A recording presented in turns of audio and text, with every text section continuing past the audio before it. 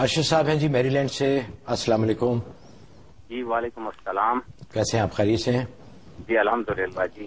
میں نے فرمائیے۔ مفتی صاحب کا شکریہ ادا کرنا تھا۔ جی میرے بیٹے نے شکاگو میں میڈیکل کالج میں اپلائی کیا ہوا تھا، ماسٹرز کر رہا تھا اور میڈیکل کالج کے لیے اپلائی کیا ہوا تھا، اور اس کے باقی ساتھیوں کی تو اپروول تو آ گئی تھی ایکسیپٹنس کی، لیکن اس کی نہیں آئی تھی۔ تو 2-3 ہفتے پہلے کی بات ہے کہ وہ لاسٹ ڈے تھا اس کا، ماسٹرز نے کمپلیٹ کر لیا، پیکنگ کر رہا تھا، شام کی فلائٹ تھی اور اسی دن ہی اپروول آ گئی۔ مفتی صاحب کو میں نے اس سے پہلے تقریباً مہینہ پہلے کال کیا تھا، ان سے بات کی تھی، تو انہوں نے مجھے بتایا تھا کہ سورت نمل کی آیت نمبر 30 اور 31 اور سورت الفتح کی آیت نمبر 29 آپ روزانہ کریں، اور بیٹے کو بھی کہیں، خود بھی، یا سلام ہو یا ناصر ہو۔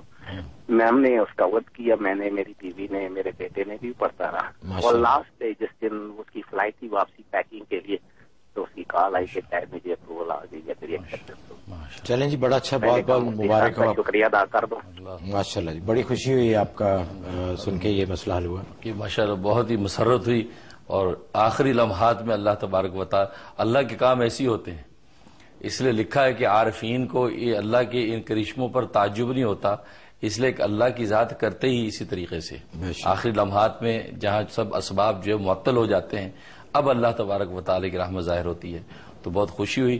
لہذا آپ حضرات جو اس پر شکرانہ کریں اور حسب توفیق صدقہ دے دیں، 2 رکعت نماز شکرانہ ادا کریں، اور بچے سے بھی کہیں کہ جو علم حاصل کر رہا ہے، اس لیے فقہاء نے لکھا ہے، بزرگوں نے لکھا ہے کہ دین کا علم حاصل کریں یا اللہ کے دین کے لیے علم حاصل کریں۔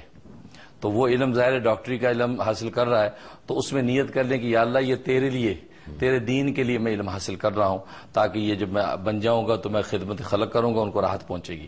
تو اپنی نیت درست کر لیں گے، جیسے آج بات ہوئی تو درستگی نیت کی وجہ سے ان کا سارا پیشہ عبادت بن جائے گا، اور میں بھی دل سے دعا کرتا ہوں۔ ماشاءاللہ حضرت، ایک اور بھی ایک ای میل بھی ہے اسی سلسلے میں، آپ سے گزارش ہے کہ ذرا ایک دفعہ اس کو دوبارہ بتا دیجیے۔ انہوں نے بھی لکھا ہے کہ بیٹا میڈیکل کالج میں داخل ہونا چاہتا ہے، اس کے لیے کوئی دعا فرما دے، تو یہی عمل کر لیں وہ؟ ہاں یہ کر لیں، یا یہ کہ سورت بنی اسرائیل کی آیت نمبر 80 یہ روزانہ 41 مرتبہ ظہر کے بعد پڑھ لیں، اول آخر 11 مرتبہ درود شریف۔ انشاءاللہ داخلے کے لیے اگر چاہتے ہیں تو یہ سورت بنی اسرائیل والا عمل کر لیں، تو اسے انشاءاللہ فائدہ ہوگا۔